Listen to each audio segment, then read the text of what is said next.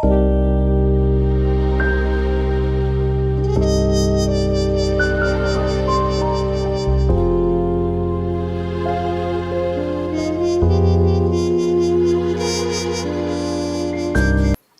మంది కుష్ఠరోగులు దూరంగా నిలబడి ప్రభువా మమ్మల్ని రక్షించని కేకలేశారు.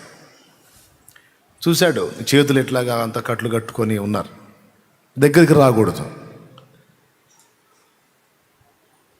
ప్రభువా మమ్మల్ని కరుణించని కేకలేస్తే, సరే మీరు వెళ్ళి యాజకుడిని కనపరుచుకోండి అన్నాడు. యాజకుడికి ఎప్పుడు చూపించుకోవాలా? కుష్ఠరోగి జబ్బు తగ్గినప్పుడు పాళెంలోకి వెళ్ళి యాజకుడి దగ్గరికి వెళ్ళి కనపరుచుకోవాలా. జబ్బు తగ్గక మునుపు వెళ్తే రాళ్ళతో కొడతారు. ఇప్పుడు వెళ్ళి యాజకుడి కనపరుచుకోండి అన్నాడంటే అర్థం ఏంటి? అడిగినప్పుడే తగ్గిపోయింది పొండి అన్నాడు. ఇక ఆయన తగ్గిపోయింది పొండి అంటే ఇంకుంటుందా? ఉంటుందా? వారు పోవుచూ ఉండగా శుద్ధులైరి అనుంది. శుద్ధులైరి పోతా ఉండగానే శుద్ధులైపోయారు. వాళ్ళ కట్లు లూజ్ అయిపోయినాయి, ఆ చీము రక్తాలు గారే గాయాలన్నీ మానిపోయినాయి. ఈ ఫింగర్స్ నార్మల్ లేచినాయి, అట్లాగా ఇట్లా ఉండిపోయే ఫింగర్స్, ఇలా ఉండే ఫింగర్స్ ఓపెన్ అయిపోయినాయి. నాకు నా చేతులు వచ్చింది రే, నా చేతులు బాగుపడి అందరూ చూసుకున్నారు. 9 మంది యాజకునికి కనపరుచుకోవటానికి పోయారు. యాజకుడికి ఎందుకు చూపించుకోవాలా? యాజకుడికి చూపించుకుంటే యాజకుడు ఓకే చేస్తే అప్పుడు వెళ్ళి ఊళ్ళో జాయిన్ అయిపోవచ్చు, ఫ్యామిలీస్లోకి. అందుకని 9 మంది అటే పోయారు. ఒక సమరయుడు పరిగెత్తుకుంటా యేసు దగ్గరికి పరిగెత్తుతున్నాడు. పరిగెత్తుకుంటా వస్తున్నాడు యేసు ప్రభు దగ్గరికి.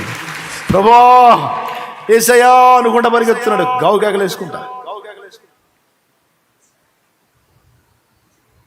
పరిగెత్తుకుంటూ ఆయన పాదాల మీద పడి కన్నీళ్లతో ఆయన్ని గనపరుస్తూ ఉన్నాడు.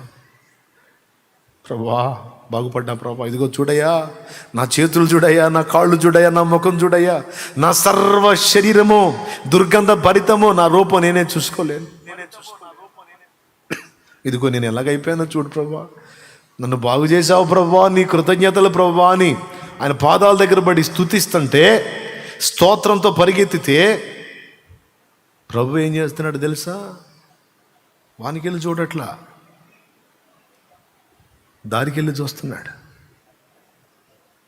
అంటాడు కూడా అక్కడ, 10 మంది శుద్ధులైరి కారా, మిగిలిన 90 ఎక్కడా? ఈ సమరయుడు తప్ప ఎవడునూ శుద్ధి పొందలేదా? అందరినీ బాగు చేశానే, అందరినీ స్వస్థపరిచానే, ఈ ఒక్కడే వచ్చి కృతజ్ఞత చెబుతున్నాడు. మిగిలిన 9 మంది ఎక్కడా? వెతికాడా లేదా? చూశాడా లేదా? ఆయన కనిపెడతాడు. చేసి వదిలేడు, మేలు చేసి వదిలేడు. పొందినవాడు కృతజ్ఞత కలిగి ఉన్నాడో లేదో కనిపెడతాడు ఆయన. నీ బాధల్లో ఉన్నప్పుడు నిన్ను చూసి నీకు సహాయం చేసిన దేవుడు ఆ బాధల్లోంచి గట్టెక్కిన తర్వాత నువ్వేం చేస్తున్నావు చూస్తాడా? నిశ్చయంగా చూస్తాడు. ఒకడొచ్చాడు, 9 మంది పోయారు. యోహాను సువార్త 5వ అధ్యాయంలో బేతెస్దా కోనేటి దగ్గర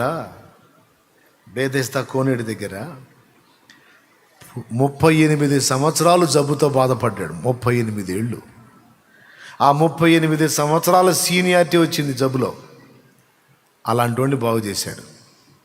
సీనియర్ అన్నమాట, పేషెంట్లో సీనియర్ పేషెంట్, 38 ఇయర్స్. బహుకాలం నుండి అక్కడే ఉన్నాడు, కదలలేని మెదలలేని జబ్బు. ఒక మాటతో లేపి బాగు చేశాడు, స్వస్థపరిచాడు. బహుకాలం నుండి అక్కడే పడున్నోడిని, లే నువ్వు లేచి నీ పరిపెత్తుకుని నడు అంటే లేచి నడిచాడు, గంతులేస్తాడు. తర్వాత అక్కడి నుంచి వెళ్ళిపోయాడు ప్రభు. వెళ్ళిపోయి మళ్ళా వాడిని గమనిస్తాడు. వీడు ఎక్కడున్నాడు? వీడు 38 సంవత్సరాలు జబ్బుతో బాధపడ్డాన్ని బాగు చేశాయి కదా, వీడు ఎక్కడ తిరుగుతున్నాడు అని మళ్ళా వచ్చి కనిపెడితే దేవాలయంలో కనపడ్డాడు. వాళ్ళ ఇంట్లో కాదు, బజార్లో మిటి కాదు, పేకాడ దగ్గర కాదు. ఎక్కడ? పేకాట దగ్గర కాదు. పల్లెటూళ్ళల్లో సమస్యలు ఉన్నప్పుడు దేవుడు ఒడ్డెక్కిస్తే బాగుపడ్డదాకేమో ప్రార్థన, స్తోత్రం హల్లెలూయా హల్లెలూయా అని బాగుపడ్డాక పేకాటగాళ్ళతో పోయి కూర్చుంటాడు. ఎరా మొక్కయ్యని. అన్నా ఏందన్నా నువ్వు? ఏళ్ళే అబ్బాయి ఒక ఆటలే కానీ. ఆడవాళ్ళు గవలాట దగ్గర కూర్చుంటారు. గవలో ఇప్పుడు గవలో లేదు, మొక్క లేదు, అందరికీ సెల్ ఫోన్ ఒకటి చిక్కిందిగా. కళ్ళు పోయిందాకా నేత్రాశ పాపం ఎంత కావాలంటే అంత చేసుకుంటున్నారు. ఏం పాపం? పెద్దగా చెప్పండి. నేత్రాశ పాపం. ఎంత కావాలంటే అంత నేత్రాశ పాపం.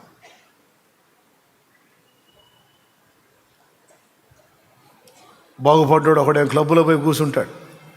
పల్లెటూళ్ళలోనే పొలాల్లో పేగలు కూర్చుంటే బాగుపడ్డాడు ఒకడు క్లబ్లో పోయి కూర్చుంటాడు. పంపతీసి మీలో ఎవరైనా ఉన్నారేంది? శ్రమల్లో ఉన్నప్పుడు దేవా స్తోత్రం అని దేవునికి నమ్మకంగా ఉన్నట్టు కనపడి బాగుపడ్డాక ఫంక్షన్ లైట్గా తీసుకున్నా, జస్ట్ 2 స్విప్స్, జస్ట్ ఒకరికట్ట స్విప్ చేసి అంతే అని పుచ్చుకుంటున్నాయింది చొక్కా. లైట్గా తీసుకుంటుంటారు భక్తులు. ఏం చేస్తున్నావు? శ్రమలో ఉన్నప్పుడు ఎలాగున్నావు, విడుదల పొందిన తర్వాత ఎలాగున్నావు వెతుక్కోడా ఖచ్చితంగా కనిపెట్టుకుంటాడు ఆయన. కొంచెములో నీవు నమ్మకంగా ఉన్నట్లయితే ఇంకా విస్తారంగా దీవిస్తాడు ఆయన.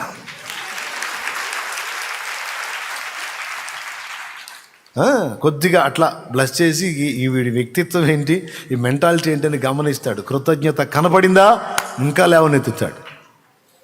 ఇంకా కనపడిందా అసలు ఇక నువ్వు లోకంలోనే కదా రా, నేను నిన్ను వాడుకుంటా అంటాడు. ఇక అంతే.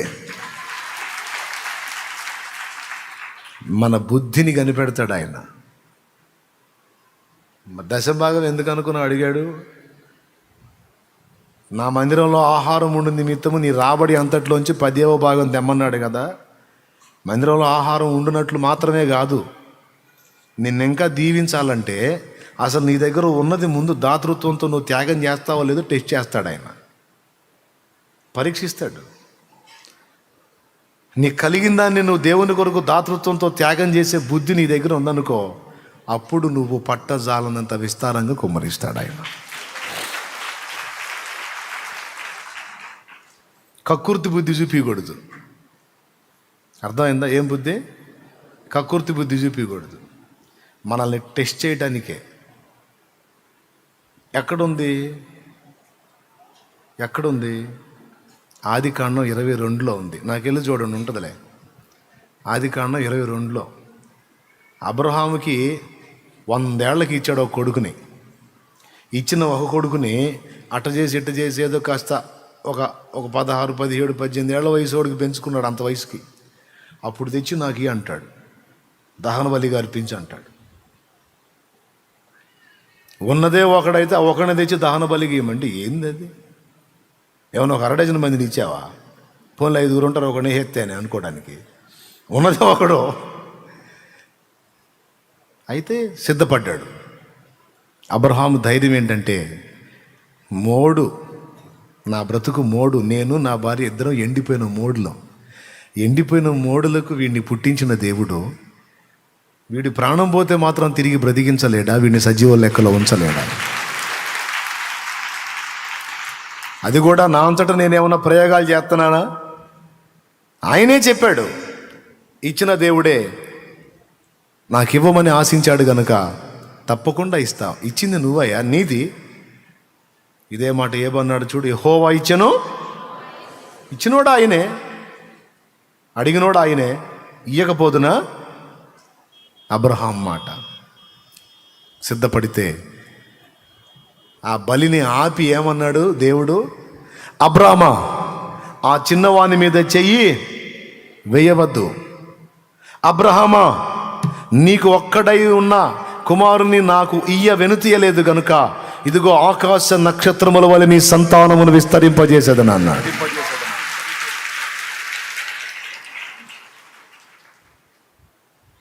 సంతానపరమైన ఆశీర్వాదాన్ని అబ్రహామునకు ఇయ్యగోరినప్పుడు అబ్రహాము దగ్గర ఉన్నదాన్ని అడిగాడు ఆయన. గమనించండి.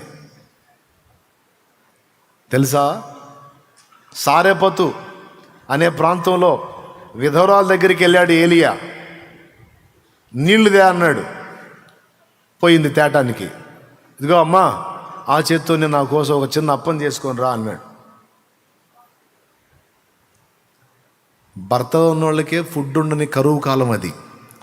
దేవుడు ఏం మాట్లాడాడు? నీకోసం నేను సారేపతులో ఉన్న ఒక విధవరాలికి సెలవిచ్చాను, విధవరాలతో మాట్లాడాను అన్నాడు కదా. ఏలియా ఆమె దగ్గరికి వెళ్ళి, కరువు రోజు ఒక చిన్న అప్పం చేసుకొని రా అమ్మ అంటే ఆమె ఏమంటుంది? యెహోవా జీవము తోడు నీ తోడు, తొట్టిలో పట్టెడు పిండియు బుడ్డిలో కొంచెము నూనెయు తప్ప ఇంకా ఏమీ లేదు. నేను నా బిడ్డ చావక మునుపు వాటిని సిద్ధపరచుకొని తిని బ్రతుకుదామని ఇలా వచ్చానయ్యా అంది. ఆ పట్టెడు పిండిలోనే ఒక చిన్న అప్పం దేవమ్మ అంటాడు. నాకు అర్థం కాదు, పట్టెడు పిండికి ఎన్ని అప్పాలు అవుతాయి, ఎన్ని రొట్టెలు అవుతాయి పట్టెడు పిండికి? ఉన్నదే ఒక రొట్టె, సరే చిన్న 2 చేసుకుందాం అనుకున్నారు తల్లికి కొడుక్కి. వాళ్ళు అందులో ఏమొచ్చి నాకు ఒకటి చేసుకొని రా అంటాడు. ఏమొచ్చింది ఆయన? నాకు అర్థం కాదు. ఒక రొట్టె వస్తే అందులోనే నా కొరకు ఒక చిన్నది తీసుకొని రా అంటే, ఇక అందులోనే ఆమెకన్నా ఆమె కొడుక్కి ఈయనకంటే ఆ రొట్టె ఎంత సైజులో ఉంటుంది అంత మాత్రం తిని ఈయనకి ఏం కడుపు నిండిద్ది? ఆలోచించారా? ఇప్పుడు ఆ ఒక చిన్న రొట్టె తీసుకొని రా అంటే ఆ ఒక చిన్న రొట్టె తింటే ఈయన కడుపు నిండిద్దా? పెద్దగా చెప్పండి. మరి అంతోటి భాగ్యానికి నా కోసం ఒక చిన్న అప్పం చేసుకొని రామ్మని ఎందుకన్నాడు? నిన్ను దేవుడు ఆశీర్వదించాలనుకుంటున్నాడు కాబట్టి ముందు దేవునికి ఇవ్వు అంటున్నాడు ఆయన.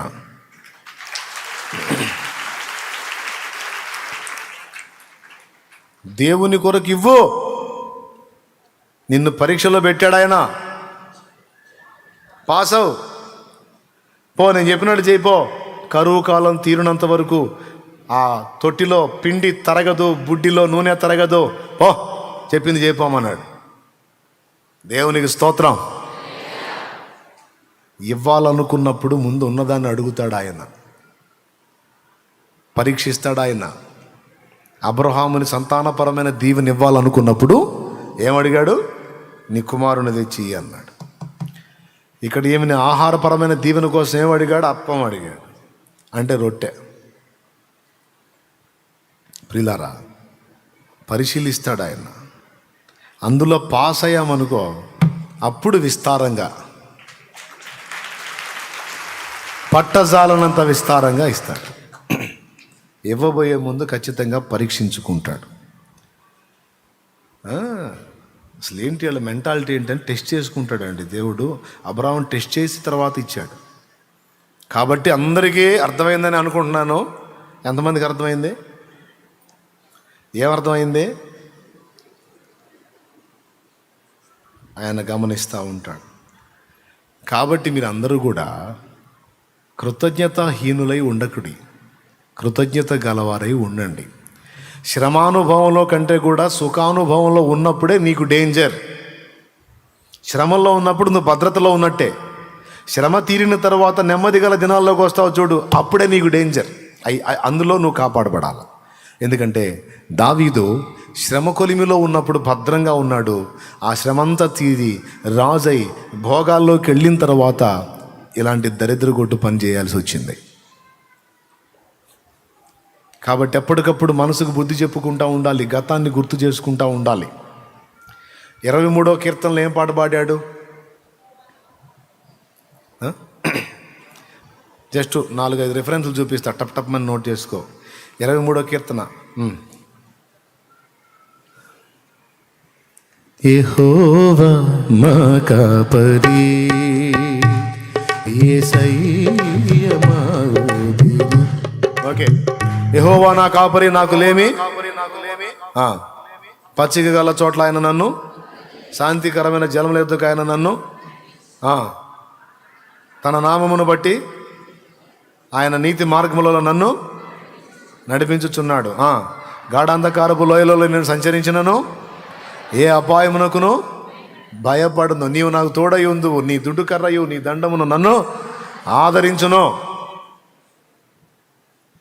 తర్వాత నా శత్రువు ఎదుట నీవు నాకు భోజనము సిద్ధపరచుదువు, నూనెతో నా తల అంటి ఉన్నావు, నా గిన్నె నిండి పొర్లుచున్నది.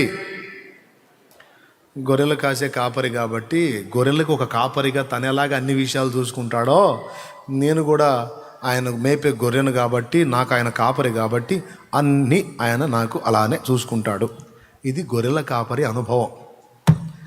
ఇక్కడి నుంచి దాటి రాజు అయ్యాడు. రాజు అయిన తర్వాత దెబ్బతిన్నాడు. 51వ కీర్తనలోకి వచ్చేటప్పటికి 51వ కీర్తన 10-11 వచనాల దగ్గర నుంచి మనం చూస్తే దేవుణ్ణి వేడుకుంటున్నాడు. చదువు. దేవా, నా యందు శుద్ధ హృదయము కలుగు చేయుము. ఎందుకని శుద్ధ హృదయం కావాలి? ఏమైంది హృదయం? హృదయం ఏమైంది? తేడా పడింది. కాబట్టే హృదయం చెడిపోయింది కాబట్టి నా యందు శుద్ధ హృదయము కలుగు చేయుము. నా అంతరంగములు స్థిరమైన మనస్సును నూతనముగా పుట్టించుము. ఎందుకని? ఏమైపోయింది? చంచలం అయిపోయింది. మనసు చెలించింది. తేడా పడింది. చలించని హృదయం కాస్త చెలించింది, స్థిరత్వాన్ని కోల్పోయింది. కాబట్టి స్థిరమైన మనస్సు నాకు మరలా నూతనంగా పుట్టించు అని అడిగాడు. దేవునికి మహిమ. 23లో అన్నాడు, నూనెతో నా తల అంటి ఉన్నావు, నా గిన్నె నిండి పొర్లుచున్నది. ఇక్కడ నూనె అంటే పరిశుద్ధాత్మాభిషేకం. హల్లెలూయా. రైట్. 23లో తైలం అంటబడింది. 51లోకి వచ్చేటప్పటికి ఏమైంది? నీ పరిశుద్ధాత్మను నా యొద్ద నుండి తీసివేయకయ్యా అని అడిగాడు. అంటే ఏమైపోతున్నట్టు? అభిషేకం తొలగిపోతుంది. సౌలును వదిలిపెట్టినట్టు పరిశుద్ధాత్ముడు వదిలిపెట్టి వెళ్ళిపోతాడేమో నా పాపాన్ని బట్టి అని భయపడి దేవుణ్ణి వేడుకున్నాడు. ఓకేనా? ఇప్పుడు 92వ కీర్తన 10వ వచనం చదువు. గురుపోతు కొమ్ము వలె నీవు నా కొమ్ము పైకెత్తితివి, క్రొత్త తైలముతో నేను అంటబడి తిని. అద్దుగో, నా కొమ్ము అయిపోయింది, దిగిపోయింది అనుకున్నా, కానీ నీ కృపతో మళ్ళా నా కొమ్మును పైకెత్తావు. క్రొత్త తైలముతో నేను అంటబడ్డాను అన్నాడు. కొంతమంది అంటారు అది దావీదు కీర్తన కాదు, అది ఎవరో రాశారు కీర్తన. కానీ ఆ కీర్తన మొత్తం అబ్జర్వ్ చేస్తే దావీదు రచనా విధానం కనపడిద్ది. దావీదుని అనుసరించినటువంటి శోధనలు కొన్ని అందులో కనపడతాయి. దాన్ని బట్టి నిర్ధారణ చేసుకున్న ఇది దావీదు కీర్తనే అని. దేవునికి మహిమ. 92వ కీర్తన 10వ వచనంలో గురుపోతు కొమ్ము వలె నా కొమ్ము పైకెత్తితివి, క్రొత్త తైలముతో నేను అంటబడి తిని అన్నాడు. మళ్ళీ క్రొత్త తైలం ప్రస్తావన తీసుకొని వచ్చాడు. ఓకేనా? ఇప్పుడు వరుసగా 3 కీర్తనలు చెప్పుకున్నాం. 23, 51, 92 అయిపోయిందా? ఈ అనుభవాలన్నీ గడించి 103వ కీర్తన 1వ వచనంలో ఏం చెబుతున్నాడు చూడండి. ఇక నా ప్రాణమా యెహోవాను సన్నుతించుము, నా అంతరంగంలో ఉన్న సమస్తమైన పరిశుద్ధ నామమును సన్నుతించుము. నా ప్రాణమా యెహోవాను సన్నుతించుము, ఆయన చేసిన ఉపకారములలో దేనిని మరువకుము అన్నాడు. మర్చిపోతే ఏమైంది బ్రదరో? మొహం పగిలిద్ది. అందుకని జాగ్రత్త. ఏమైంది? మర్చిపోతే భ్రష్టు పట్టిపోతాం, కృతజ్ఞత హీనులమైపోతాం. గుర్తుంటే భయం కలిగి బతుకుతాం. అందుకే ఎప్పటికప్పుడు నా మనసుకు నేను చెప్పుకున్నా. అప్పుడప్పుడు అటు చెప్పుకోకపోతే కొవ్వెక్కిద్ది. ఏమెక్కిద్ది? బ్లంట్గా చెప్తున్నా, కొవ్వెక్కిద్ది. ఏం చేస్తున్నావు కూడా అర్థం కాదు, ఎట్టబోతున్నావు కూడా అర్థం కాదు. అందుకే ఎక్కడి నుంచి తెచ్చాడో, ఏ స్థితిలో నుంచి తెచ్చాడో, ఏ బతుకులో నుంచి తెచ్చాడో, ఎంత వేదన అనుభవించామో అవి అప్పుడప్పుడు గుర్తు చేసుకోమని చెప్పాడు ఆయన. ఇశ్రాయేలుకు నిత్యమైన కట్టడేంటో తెలుసా? పస్కా గొర్రె పిల్ల విందు. ఆ పస్కా గొర్రె పిల్ల విందులో ఏం చేయాలో తెలుసా? పస్కా గొర్రె పిల్లను వధించాలి, సిద్ధపరచాలి, చేదు కూరలతో భుజించాలి. ఏం కూరలతో? చేదు కూరలతో. మీ పిల్లలు అడుగుతారు నిన్ను, నానా పస్కా గొర్రె పిల్లను వధించావు, మాంసం బాగానే ఉంది. ఆ మాంసం తినమంటే సరిపోయేది కదా. ఈ చేదు కూరలు ఎందుకు నాన్న? చేదు ఆకులు ఏంటి? చేదుగుండే ఆకులు కొన్ని చెప్పండి. కాకరాకు, వేపాకు, రెండేనా మనకు తెలిసింది. చేదుగా ఉండే ఆకులండి. సరేలే, 2 చెప్పారు, ధన్యుణ్ణి. చేదు కూరలతో అంటే ఆ చేదు ఆకులతో తినమన్నాడు. మాంసం ఓకేగా, నీ చేదు ఆకులు ఏడ తింటారు? తినాల్సిందే. ఎందుకు అంటే ఒక్క ఆకు కొరికినప్పుడైనా వాడికి ఆ చేదు వచ్చింది. నాన్న ఈ చేదు తినలేకపోతున్నాను, ఎందుకు నాన్న ఈ చేదు కూరలు అంటే, అప్పుడు ఐగుప్తులో నువ్వు అనుభవించిన ఆ చేదైన అనుభవాలన్నీ నీ పిల్లలకు చెప్పడానికి అవకాశం ఏర్పడింది నీకు అన్నాడు. దేవునికి మహిమ. మీలో నూకలన్నం తిన్నోళ్ళు, రేషన్ అన్నం తిన్నోళ్ళు ఈరోజు సమృద్ధిగా కలిగిన వారై ఉంటే మీ పిల్లలు కూడా అప్పుడప్పుడు ఆ ఫుడ్ని కొంచెం పట్టడానికి ట్రై చేయండి. మీరు గతంలో తిన్నన్నాం, ఎందుకు మాకు ఈ అన్నం పెడుతున్నా, మా వల్ల కాదు అని అడిగితే అప్పుడు చెప్పండి, ఇది కూడా దొరకని బాధ నేను అనుభవించిన నాడు నా దేవుడు నా కన్నీటిని చూచి ఇదిగో ఈ మంచి అన్నం పెట్టాడ్రా, ఈ మంచి అన్నం పెట్టాడ్రా. అప్పుడు లేదు ఇది. ఆనాడు ఇలాంటి చేదైన అనుభవాలు నేను పొంది ఆ చేదైన అనుభవాల్లో ఆయన వైపు చూస్తే, ఆ మారా అనుభవాలు ఆయన వైపు చూస్తే ఆయన వాటిని ఇప్పుడు మధురంగా మార్చేశాడ్రా. అందుకని ఇదంతా నా దేవుని కృపతో జరిగిన కార్యం కనుక నా పిల్లలారా, నేనున్నా లేకపోయినా నా దేవుని వదలొద్దు, ఆయన ఎడల కృతజ్ఞతను మానొద్దు. మనందరినీ ఆదరించిన ఆదరణకర్త మన ప్రభు అయిన దేవుడు అని నీ పిల్లలకు నువ్వు నేర్పాలి. నేర్పాలంటే వాళ్ళకి ఆ చేతులు జ్ఞాపకంలోకి రావాలి.